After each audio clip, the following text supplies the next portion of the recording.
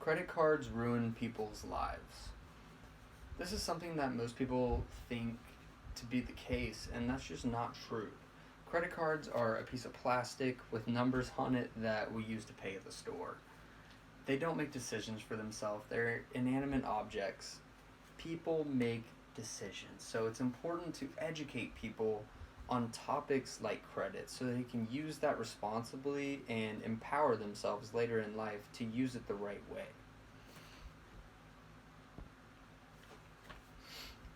Your FICO or your credit score is an extremely important part of modern society. In most cases, you won't be able to make purchases for a new home or a new car, big purchases like that without using your credit. So your credit will go into figuring out what rate you pay, how long you're going to pay on that, and just how much interest overall you're going to pay on your loan. I've researched this topic extensively through the personal financial planning program at K-State, so I feel very confident talking about this topic and hope to inform you. Throughout this presentation, I will explain why having good credit is important and also some of the barriers to having good credit, because sometimes it's hard to get started. And then also the 5 factors that go into calculating your credit score. So why is having good credit important? Loans are necessary. They're a part of life that everyone is going to have to deal with. Unless you're filthy rich and can pay for your house outright, you're going to be taking out a loan, a mortgage on that house. So your credit score is going to factor into the percentage or the annual percentage rate you're going to pay on that, which is basically the interest you're going to be paying on that loan over time. So if you have a higher credit rating, you'll pay a lower interest rate and ultimately save potentially hundreds of thousands of dollars over time. The second reason why credit is so important is credit is something you really carry with you throughout your entire life. It's extremely important. You don't treat your body like crap and expect to get good things out of it. So you shouldn't think the same way about your credit. You should treat it in a way that you're attempting to keep it healthy and working for you through the rest of your life, because it's going to stay with you through absolutely everything you do. So now that we've talked about why credit is important, we're going to go through some of the barriers to why it can be hard to get started building good credit, especially as a young individual. So getting started at a young age, it can be very, very difficult to get a credit card. You're going to go try to apply at maybe Target or Best Buy when you buy at something, maybe get like a discount because you apply for their store card.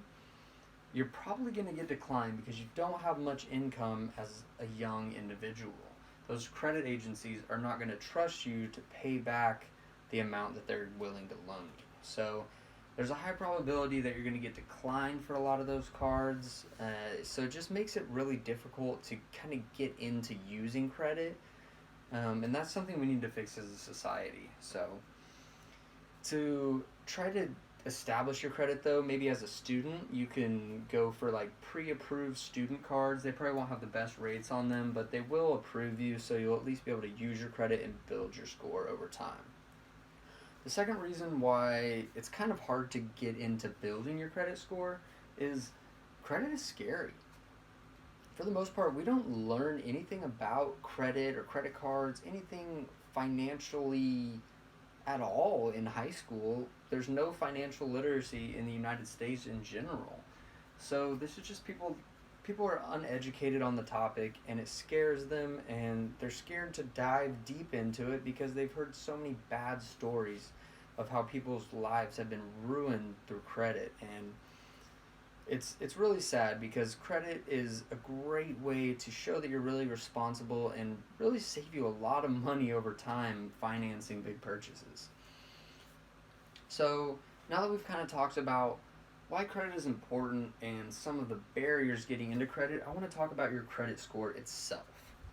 So I used Investopedia.com. The article was called "The 5 Factors That go into, or the 5 factors that affect your credit score. And I kind of made a little chart here to kind of show that. I'm not sure how good you can see that, but the number one thing that factors into your credit score is your payment history. So this is going to be if you're making payments on time, consistently, over time. So if you've had an account open for 10 years and you've never missed a payment on that, you're going to have an absolutely great score in this section. Now, if you've missed a couple payments or you've been late, you'll probably lag behind, and it's going to take a couple years to get those off of your record and get your score back up. This second section is 30% of your score, and that's your amounts owed. So you don't want to owe like your limit on your credit or your credit card every single month. You want to use your credit card and utilize it, because that's very important. That also factors into your score. So you don't want to have a zero balance every single month. But you want to keep that balance low and make sure you're paying it off to show to the credit agencies that you're responsible and can take care of yourself financially. Now, 15% of your credit, this section here, is your length of history. That's really hard for young people, because personally I'm 22 years old. I really don't have credit. So this is probably something that's not really going to factor into my score much, but after 20 years of paying off your mortgage, paying car loans, all that kind of stuff, your credit score is going to either skyrocket because you're making on-time payments and you're being very responsible, or it's going to plummet because you're making them late or something along those lines. This next section here is 10% of your score, and it's your credit mix. That's basically having different kinds of credit. So you have a mortgage, your car loan, your credit card. Those would be examples of different kinds of credit that would be factored into that portion of the score. And the last section is another 10% of the score, and it's new credit. So it's important to not always be opening new accounts, because there's this thing called a hard inquiry, where if you open a new card, that agency is going to check your credit history. And when people take hard inquiries on your account's going to take a slight hit, probably drop maybe 10, 20 points on your score. So you're not going to want to be opening new accounts like every day here. It's just important to show that you're using your credit consistently and you're opening new accounts, just to show that you're an active credit user is basically what they're going to want to see there. So those are the 5 factors that make up your credit score. Payment history and amounts owed are definitely the most important, but all 5 of these go into making your score, and they're all very, very important.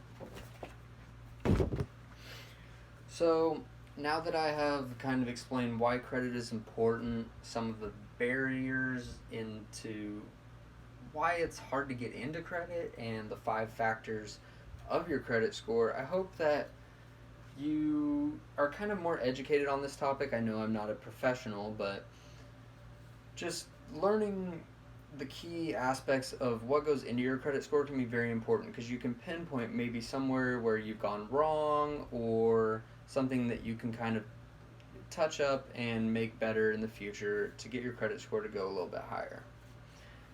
Overall, I just hope the information that I presented today was helpful and useful to you guys, and you can use it in your future to empower yourselves and use credit in your favor and not use it in a negative way.